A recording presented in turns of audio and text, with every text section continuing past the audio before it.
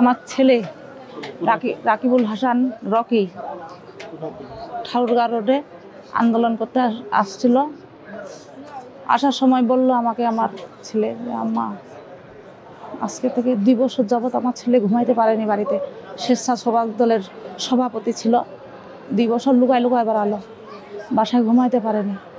আসার সময় বলতেছে, মা আজকে সুন্দর করে ঘুমাবো বলে ছেলেটা আন্দোলনে নিল।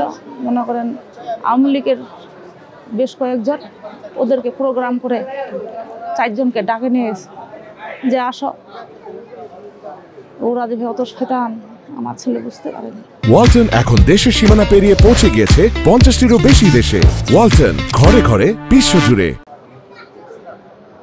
তখন আগুন ধরায়। এক ছেলে কথা মনে পড়ে। এক ছেলে দেশের জন্য জীবন দিল, আর এক ছেলে 4 আগস্টে গুলি খায় বসে আছে, রবার্ট গুলি। ছেলে মাস্টার্স কমপ্লিট করছিল, বিজনেস করে। ওর দ্বারা আমাদের আমার সংসারে আর কেউ হাল ধরার মতো নাই। সময় মানে ওই টেনশনে আমরা এখন সবাই অসুস্থ হয়ে গেছি। মেয়েটা 1.5 মাস মিনি স্টক করে পড়ে থাকলো। আমার মাথার সমস্যা হয়ে গেছে, আমি কাগজ বাইরে বাইরে চলে যাইতাম, এখন মানুষের ট্রিটমেন্ট করতেছি।